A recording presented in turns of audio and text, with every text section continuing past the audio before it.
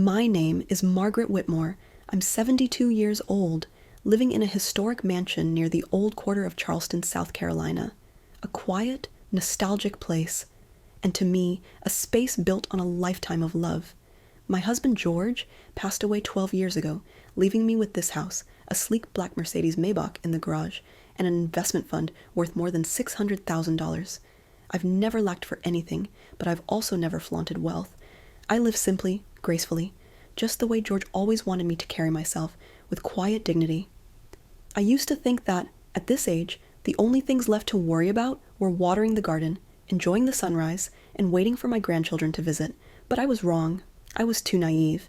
I never imagined the person who would hurt me most would be Andrew, my youngest son. Andrew used to be a good boy, kind, smart, and respectful. I still remember how he'd put on George's oversized shirt, parade around the house, and say, "I'll be the man of the house if Dad's away."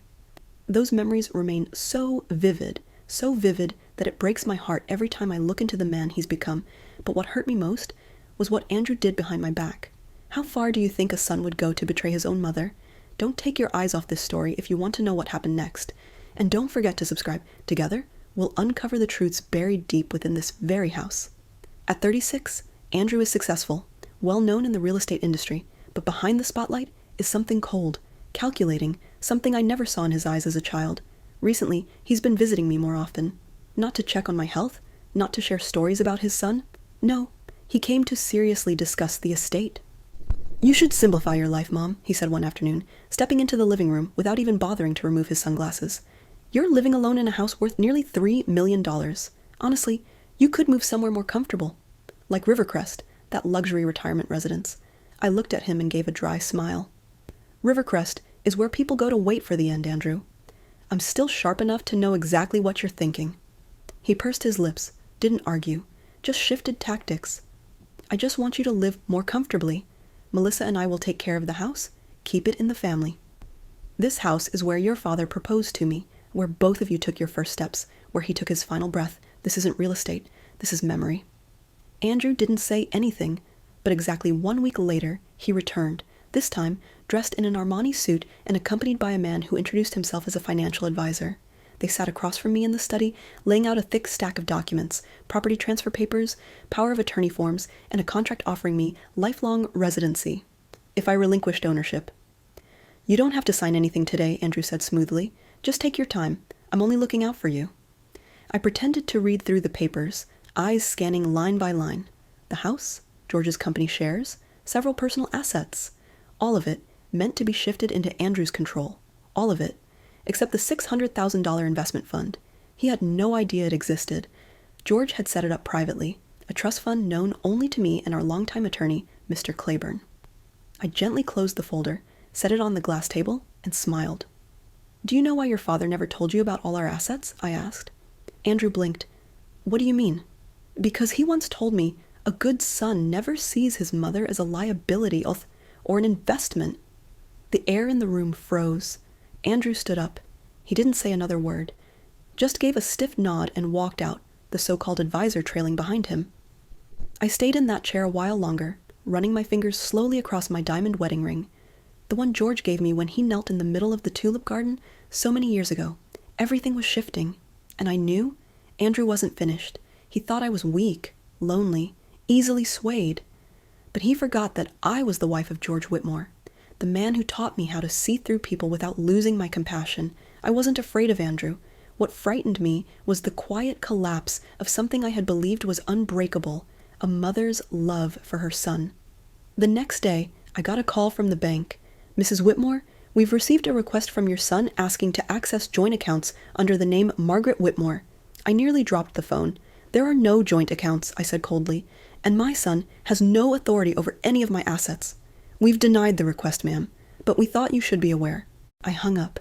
My hand trembled, not from fear, but fury. Andrew was getting bolder by the day. He had dropped the act, no longer pretending to be the caring son. He was playing his cards, certain I would fold. I stepped into the memory room, opened the safe, and pulled out the folder George had left behind. A copy of the trust documentation. It was all there in black and white. $600,000, placed in a separate fund, accessible only by me or a beneficiary I personally named. The trust had been created after George discovered Andrew had made a disastrous $1.3 million investment in a lawsuit-ridden property deal. George never confronted him, but that action alone said everything. I had wanted to believe Andrew had changed, but I was wrong. He hadn't changed. He had just become better at hiding who he really was. I remembered the day I signed the trust papers with Mr. Claiborne, our attorney. "If the day comes when you need to protect yourself from family," he said, "this trust will be your warning flare." I laughed then, thinking he was being overly cautious, but now I understood. That night, I sat at my writing desk. My hands were steady, my heart no longer wavered. I typed a short email to Mr. Claiborne. "We need to revise the will. Strengthen security around all assets. I'd like to meet this week." The following morning, I drove the Maybach out of the garage. The sound of the tires rolling onto the pavement reminded me that I was still in control. I stopped by my favorite coffee shop, ordered a latte, and opened my laptop. Then I began to type. Plan A. Keep the house. Protect the assets. Cut off Andrew's every point of access. Plan B. If necessary, take him to court. Never in my life did I think I'd be preparing to stand against my own son. But I had no choice. If I didn't take a stand now, I would lose everything, not just the material things, but my dignity, my sanity, and my right to live as a person of worth. This house, George's vintage timepiece, the oil painting passed down by my mother, the diamond ring from our engagement, no one had the right to touch them if they didn't understand the true meaning of family. And Andrew, he no longer deserved to. I took a deep breath. Tonight, I would invite Andrew over for dinner, like a frail, trusting mother who needed her son's guidance. I would pour the wine, smile gently, and let him believe I was beginning to waver. But once he walked out that door, I would lock it behind him, and I would lock my heart as well, never to let him back in. I used to believe that if I stayed gentle, if I stepped back just a little, my son would realize his limits. But I was wrong. That evening, I invited Andrew over for dinner under the guise of catching up. I cooked his favorite French stew and uncorked a bottle of Bordeaux from 1994, the year he got into college. I wanted to create warmth, to watch him closely, to see just how far he had changed. Andrew ate politely, spoke softly, but his eyes wandered. He wasn't truly present. When I pretended to say, "I'm seriously considering your proposal," he looked up and smiled. But it wasn't the smile of a son being trusted by his mother. It was the smile of a man who thought he was about to win. "If you'd like, I can rewrite everything, make it all clearer this time," he said, "including a clause to ensure you receive monthly support." Support? I clenched my fork. Never in my life had I felt so belittled. After dinner, once Andrew had gone, I walked into the small library where I kept all important documents. I opened the safe and checked every envelope, every folder. One was missing, the handwritten will. George had prepared, the one that made it clear I alone had authority over all assets. I stood frozen. That will had been locked away by me personally. The key had never left the chain around my neck. There was no mistake, no confusion. I checked the security camera system. One clip had been cut. On the very day I went to my usual spa appointment, the study's camera had lost signal for exactly 4 hours. That couldn't have been a coincidence. I wasn't afraid of being robbed. I was afraid of the cold, calculating man Andrew was becoming. The next morning, I called Mr. Claiborne, our longtime family lawyer, and told him everything. He was silent for a long time. "Mrs. Whitmore," he said finally, "I'm afraid your son may be planning something far more elaborate. You have the right to request a full audit and review all recent transactions under your name." We scheduled a meeting that same afternoon. On the way there, I stopped by a small cafe near the square, and that's when I saw her, Melissa, Andrew's wife. She was sitting with a woman who looked like a nurse or some kind of caregiver. They were speaking in hushed tones, but I caught a few words. Transfer facility, medical records, financial guardianship. I didn't go up to them. I stood behind a column, watching. Melissa was smiling, a fake polished smile I'd seen too many times when she called me Mom in my own home, while her eyes stayed cold. Days later, I received a call from Rosehaven Nursing Center. "Mrs. Whitmore," the voice on the other end said, "your paperwork has been submitted and processed. We're just waiting on your confirmation to begin a 1-month trial stay." I was stunned. I hadn't submitted anything. I hadn't given anyone permission. Who submitted those forms? Who wanted me out of my own house? I knew the answer, and for the first time in my life, I had no tears left to cry. I returned home, a fire burning in my chest. The grand house that once felt like a sanctuary now pressed in on me, heavy and suffocating, as if it too had turned against me. I stepped into the study, the very room where George and I had once stayed up late, choosing every floorboard, every wall color, every painting. Now, it felt like the room where I had been most deeply betrayed. I picked up the phone and dialed Andrew. I wasn't going to wait anymore. I needed to hear him say it. "Hello?" he answered, calm and composed. "Andrew, we need to talk. About the paperwork, about Rosehaven, and about the missing will." A pause, then, "Who told you about Rosehaven?" I held back my anger. "Just answer me." A sigh on the other end. "Mom, you have to think about me too. I can't just sit here and watch you live alone in that giant house. I worry. I really do." "You worry enough to forge documents? To sign me up for a nursing home without my knowledge?" "You're misunderstanding. I was just exploring options. Nothing was finalized." I let out a cold laugh. "Were you exploring options when you tried to access my bank accounts? When my signature somehow appeared on a will I never touched?" He said nothing. That silence was louder than any confession. "Do you know why your father created that $600,000 trust and kept it hidden from you?" I asked, voice steady. "Because he once told me, the child who sees his mother as a walking credit card does not deserve to inherit a single dime." This time, he hung up. I sat down, my heart pounding in my chest, but I didn't cry, I didn't fall apart. Instead, I opened my laptop and sent a message to Mr. Claiborne. "I'm ready to rewrite the entire will, remove Andrew from all inheritance. He may retain visitation rights with the grandchildren, but nothing else. No assets, no control." I attached every file I had carefully gathered, security camera footage, the letter from Rosehaven, and the photos I had taken of Melissa and the caregiver at the cafe. Then I sent one more email, this time to Rachel, my daughter, who had grown distant over the years, living in New York and rarely visiting.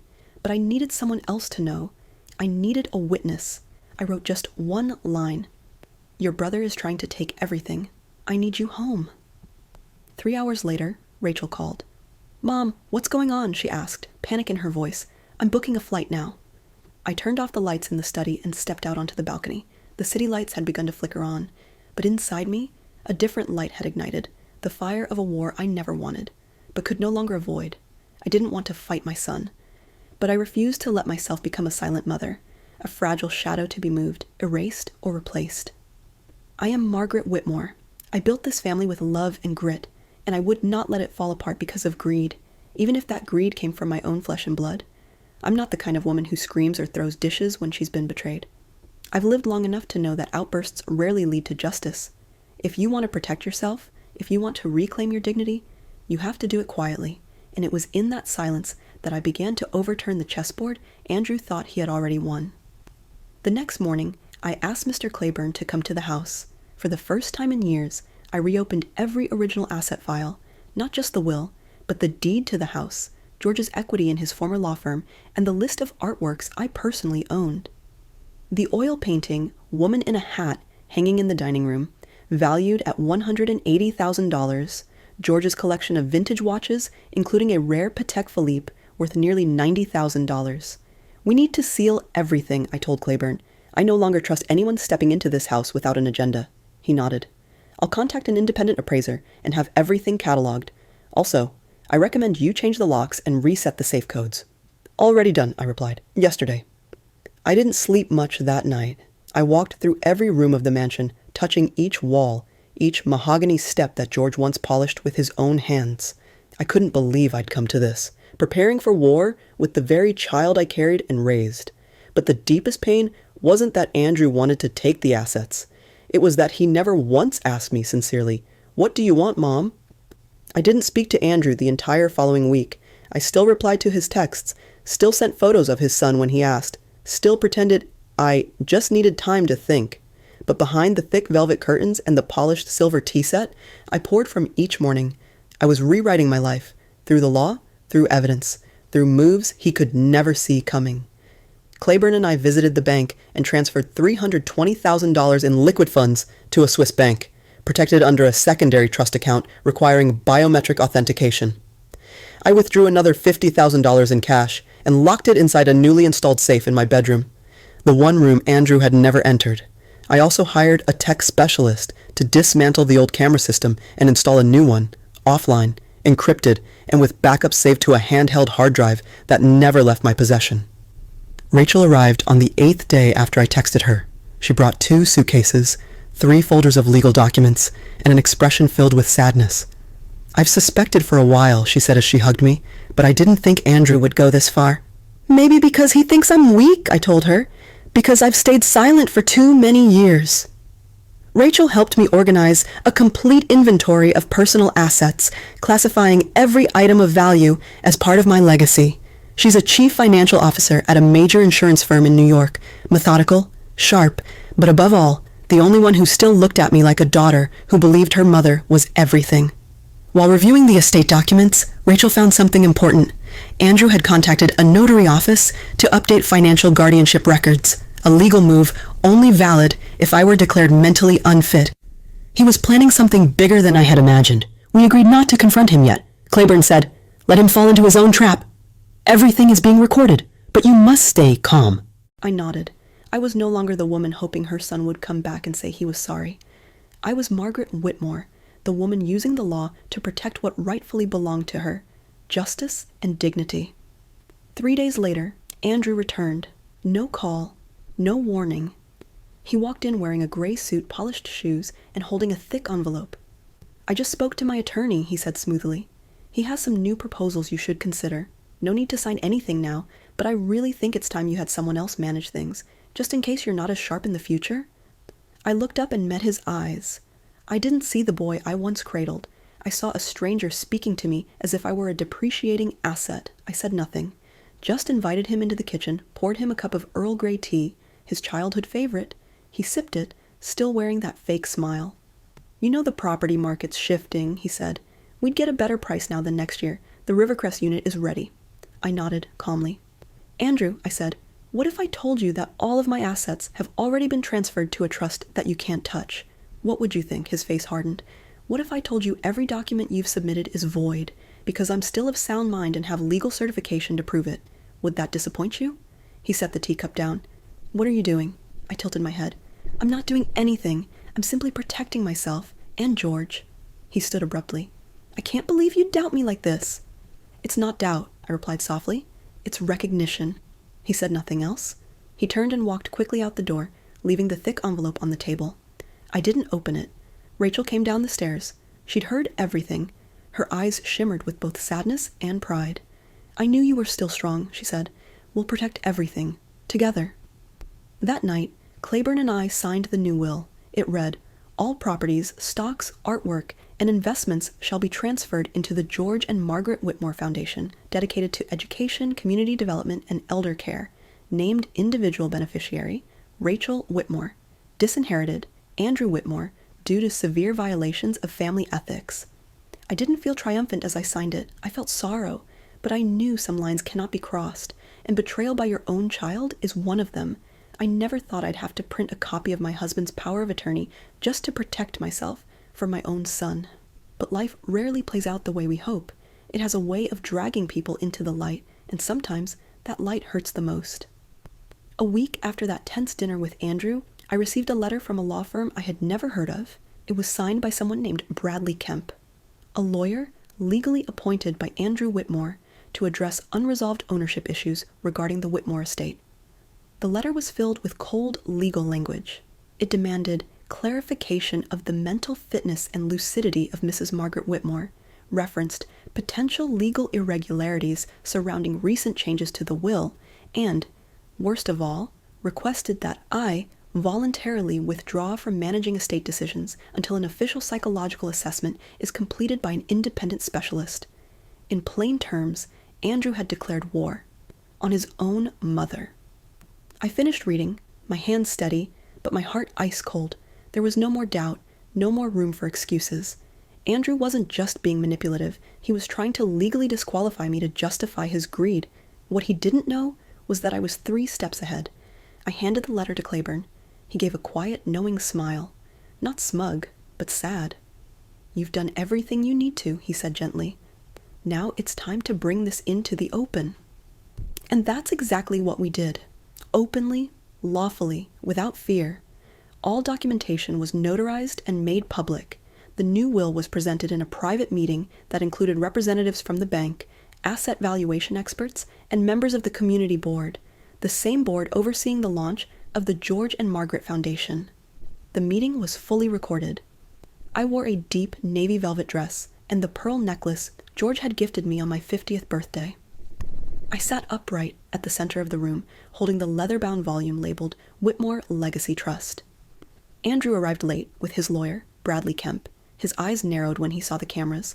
Rachel was already seated beside me, hands resting on a copy of the new will. Everyone rose when Andrew entered, except me. "Have a seat, son," I said calmly. "We're about to begin." Claiborne opened the meeting. "We are here today to confirm the full legal transfer of ownership and authority over the Whitmore estate to Mrs. Margaret Whitmore," he began, "and to officially announce the formation of the George and Margaret Foundation, dedicated to community development and the preservation of ethical family values." Andrew flinched. "Foundation? You never—" "No," I interrupted. "I never told you, because I knew you'd object. You don't believe in anything that doesn't turn a profit." The room fell silent. Claiborne continued, unfazed. "We are also presenting documented evidence of unauthorized interference with Mrs. Whitmore's private holdings, including recorded conversations, printed email exchanges, tampered security footage, and an admission letter from the Rosehaven Nursing Center, filed by Mrs. Whitmore's daughter-in-law, Melissa Whitmore." Andrew's face turned red. "This is nonsense. Rachel put you up to this." Rachel smirked. "If protecting our mother means I put her up to something, then yes." Proudly. Andrew's lawyer, Bradley, jumped in. "We object to any suggestion of malicious intent. My client has only ever sought to protect the long-term financial health of the family." Claiborne nodded slowly. "By filing a letter recommending psychological evaluation, by attempting to strip a mother of her legal rights in her own home?" No one responded. I looked straight at Andrew. "You think I don't know? You think because I'm old I'm confused? I know everything. I know about your calls to the bank. I know you contacted Rosehaven. I forgave it all, until you tried to smear my name by questioning my sanity." From my coat pocket, I pulled out a sealed envelope. Inside was a comprehensive medical report, signed by 3 doctors, a neurologist, a psychologist, and an independent clinical assessor, all confirming my mental clarity and legal competence. The document bore the official stamp of the University of South Carolina Medical Center. I slid it across the table toward Andrew. "If this is the game you want to play," I said, "then we're going to play it fair." Andrew didn't look at me. He stood up, gathered his documents, and gave a curt nod, the kind someone offers after losing a business negotiation. "I guess I'll see you in court," he muttered. "That's up to you," I replied, "but I have nothing left to hide. Can you say the same?" He turned without answering. That evening, Rachel and I sat on the bench in the back garden, the same bench where George once planted rows of roses just for me. The wind rustled through my silver hair, but my heart felt strangely light. "You think he'll really sue?" Rachel asked. "Of course," I said, "but I'm not afraid anymore. I've spent my life living for others. Now, I'm living to protect myself. I've always believed that being a mother is a vow you never take back. Even when your child is wrong, disrespectful, even when they betray you, there's an invisible thread that still binds a mother's heart to her child. It doesn't break easily.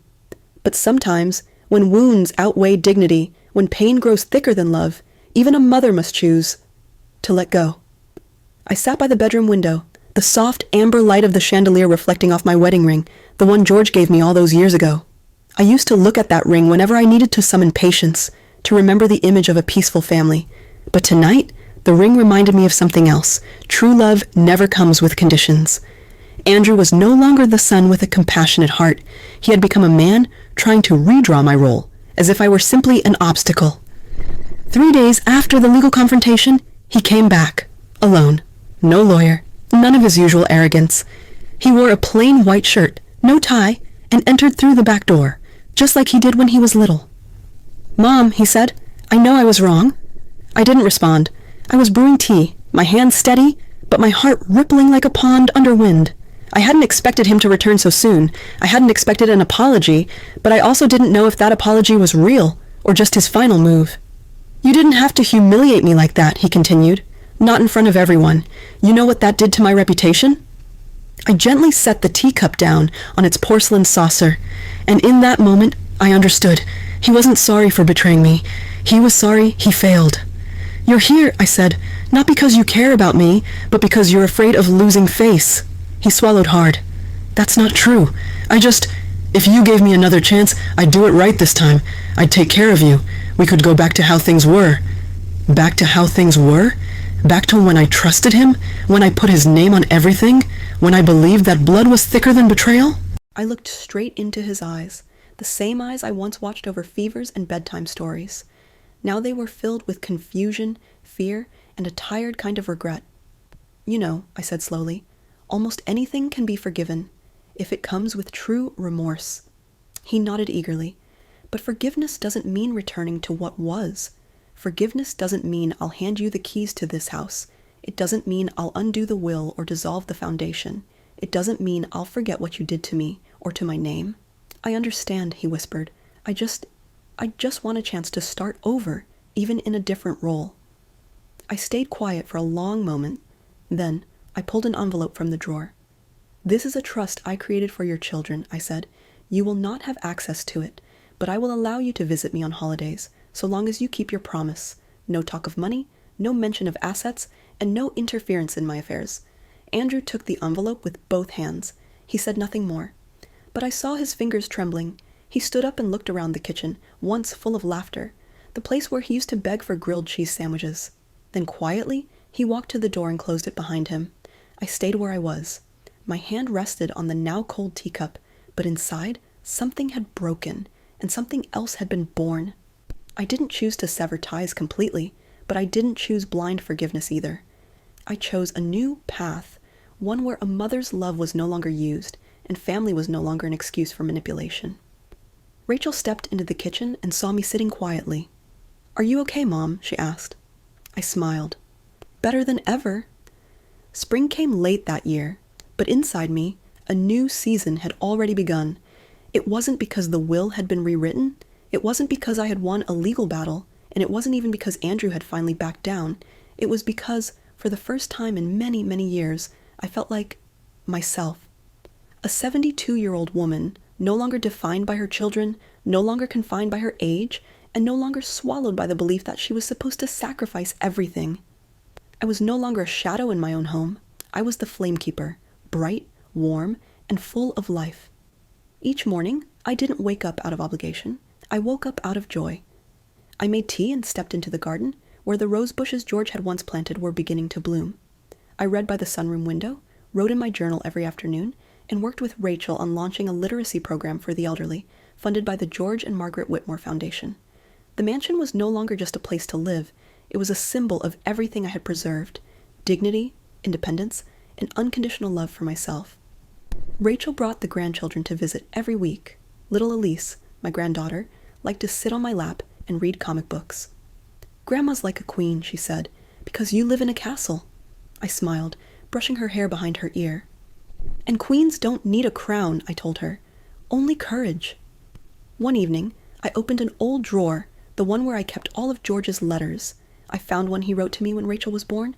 His handwriting was still neat and steady, full of love. "My dearest Margaret, if there comes a day when I'm no longer beside you, remember this. You are strong enough to walk alone, but you are never alone. Family is not just blood, it's where you are free to be yourself and loved because you are you." George. I read that letter again and again. My tears weren't from sadness, but from the realization that I had lived up to his hopes. I hadn't crumbled. I hadn't allowed his memory to be distorted by greed or betrayal. I also wrote a letter to Andrew. I never sent it. It wasn't meant to reopen wounds, but to close the chapter, to forgive, but not forget. "Andrew, I no longer carry anger toward you, but I'm not naive anymore either. I forgive you, not because you deserve it, but because I don't want to carry that weight into the rest of my life.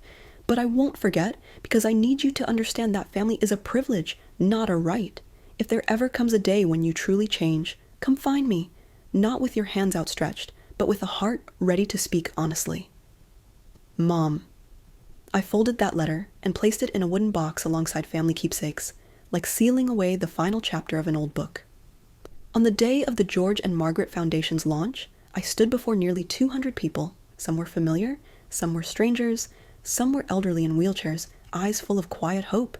I spoke. "We cannot control what others do to us, but we can control how we respond. I chose not to stay silent. I chose not to seek revenge. I chose to stand up, to turn pain into action and tears into legacy.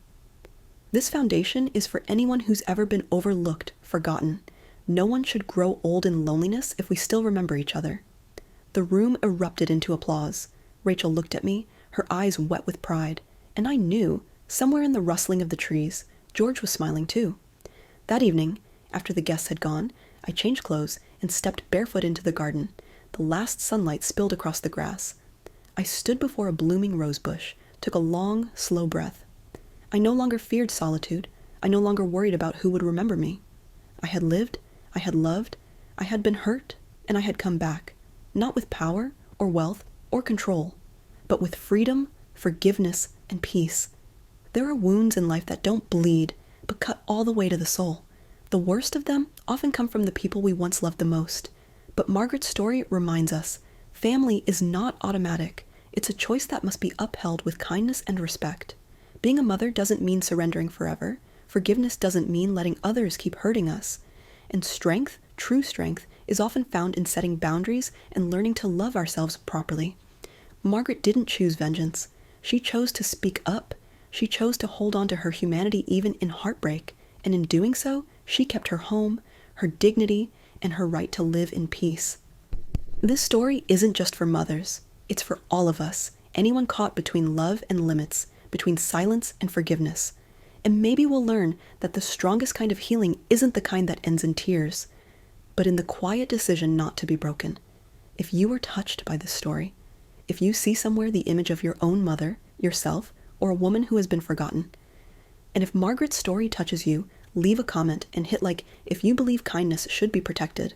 And don't forget to subscribe to She Stories Margaret so we can spread more emotional stories that deserve to be heard and appreciated, because every mother deserves to be remembered, not only when she is still sacrificing, but also when she starts living for herself.